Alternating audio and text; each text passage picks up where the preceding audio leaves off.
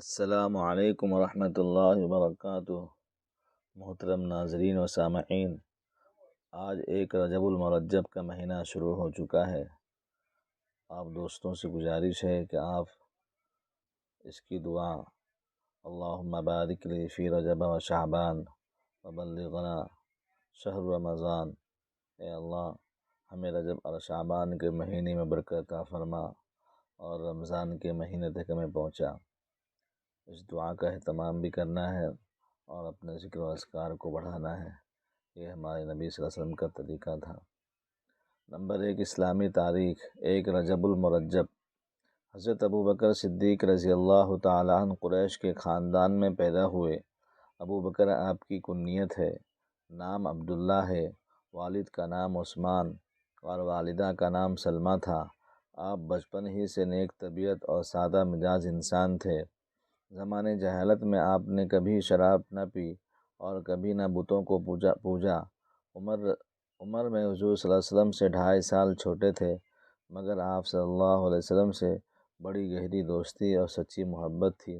آپ نے حضور صلی اللہ علیہ وسلم کے اخلاق و عادات کو بہت قریب سے دیکھا تھا۔ جب حضور صلی اللہ علیہ وسلم نے ان کو اسلام کی دعوت دی اور اپنی نبوت کا اعلان کیا تو مردوں میں سب سے پہلے ایمان لانے کی سعادت ان کو نصیب ہوئی، اور حضور صلی اللہ علیہ وسلم کی نبوت کی تصدیق اور زندگی بھر جان و مال سے ساتھ دیتے ہوئے اسلام کی تبلیغ میں مشغول ہوئے۔ مکہ کی 13 سالہ زندگی میں مشرکوں کی طرف سے پہنچائی جانے والی ہر قسم کی تکلیف کو برداشت کرتے رہے۔ اہم مشورے اور راز کی باتیں حضور انہی سے کرتے تھے۔ چنانچہ ہجرت کے موقع پر حضرت ابوبکر صدیق رضی اللہ عنہ آپ صلی اللہ علیہ وسلم کے ساتھ غار ثور میں 3 دن قیام فرمایا، پھر وہاں سے مدینہ منورہ تشریف لے گئے۔ اسلام کی حفاظت کے لیے ہر موقع پر اپنا مال خرچ کرتے رہے اور دین کی سربلندی کے لیے پوری بہادری کے ساتھ تمام غزوات میں شرکت فرماتے رہے۔ نمبر 2، اللہ کی قدرت۔ مشک اللہ کے خزانے سے آتا ہے۔ مشک ایک بہت سی قیمتی خوشبو ہے۔ اس کی پیدائش کا معاملہ بہت ہی عجیب و غریب ہے۔ اللہ تعالیٰ نے ایک جانور بنایا جسے ہرن کہتے ہیں۔ اس کی ناک میں خون جمع ہوتا رہتا ہے جو دھیرے دھیرے ایک ڈھیلے کی شکل اختیار کر لیتا ہے۔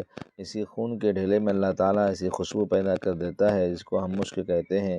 ہرن کی ناک میں مشک پیدا ہونے کے بعد اسے تکلیف ہونی شروع ہو جاتی ہے تو وہ درختوں سے اپنے آپ کو رگڑنے لگتا ہے، جس سے وہ ڈلا جنگل میں گر جاتا ہے اور شکاری اسے لے کر بازاروں میں بیچتے ہیں۔ یہ اللہ کی قدرت ہے جو ایک جانور کے خون سے مشک ایسی خوشبو پیدا کرتا ہے۔ نمبر 3، ایک فرض کے بارے میں اسلام کی بنیاد۔ رسول اللہ نے فرمایا، اسلام کی بنیاد 5 چیزوں پر ہے: اس بات کی گواہی دینا کہ اللہ کے علاوہ کوئی معبود نہیں اور محمد صلی اللہ علیہ وسلم اللہ کے رسول ہیں۔ نمبر 2، نماز ادا کرنا۔ نمبر 3، زکوٰۃ دینا۔ نمبر 4، حج کرنا۔ نمبر 5، رمضان کے روزے رکھنا۔ نمبر 4، ایک سنت کے بارے میں۔ سنت زندہ کرنے کی فضیلت۔ رسول اللہ نے فرمایا، جس نے میری ایک سنت کو زندہ کیا جو میرے بعد مٹ چکی تھی یعنی ختم ہو چکی تھی، اس کو اتنا ہی ثواب ملے گا جتنا اس سنت پر عمل کرنے والوں کو ملے گا۔ نمبر 5، ایک حمل کی فضیلت۔ نماز اشراق پڑھنا۔ رسول اللہ نے فرمایا، جو شخص نماز فجر سے فارغ ہو کر مصلی پر بیٹھا رہے مگر وقت گزر جانے کے بعد پھر 2 رکعت اشراق کی نماز پڑھے اور ان 2 نمازوں کے درمیان اچھی باتوں کے علاوہ کچھ نہ بولے تو اس کے گناہ معاف کر دیے جائیں گے، اگرچہ سمندر کے جھاگ سے ہی زیادہ کیوں نہ ہو۔ نمبر 6، گناہ کے بارے میں۔ رسول اللہ نے فرمایا، سود کھانے والے، کھلانے والے، اس کے لکھنے والے، اس کی گواہی دینے والے پر لعنت فرمائی اور فرمایا کہ گناہ میں سب برابر ہیں۔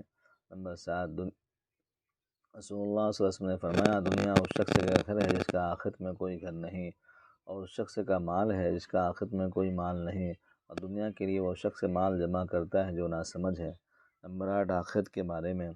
جنت کے زیورات۔ قرآن میں اللہ تعالیٰ فرماتا ہے، جو لوگ ایمان لائے، نیک اعمال کیے، اللہ تعالیٰ ان کو جنت کے ایسے باغوں میں داخل کریں گے جن کے نیچے نہریں جاری ہوں گی، اور ان کو سونے کے کنگن پہنائیں گے جو موتی کے ہار، اور ان کا لباس خالص ریشم ہوگا۔ نمبر 9، طب نبوی سے علاج تقدیر کے خلاف نہیں۔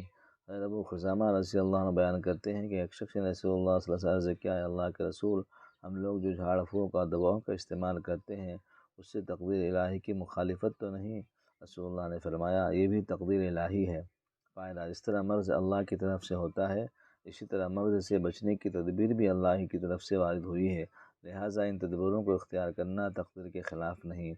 نمبر 10 قرآن کی نصیحت۔ قرآن میں اللہ تعالیٰ فرماتا ہے انسانوں تمہارے پاس تمہارے رب کی طرف سے ایک ایسا قرآن آ چکا ہے جو برے کاموں سے روکنے کے لیے نصیحت ہے اور دلوں کی بیماریوں کے لیے شفا ہے اور ایمان والوں کے لیے ہدایت اور رحمت ہے۔ اللہ تعالیٰ ہم سب کو عمل کرنے کی توفیق عطا فرمائے، آمین یا رب العالمین۔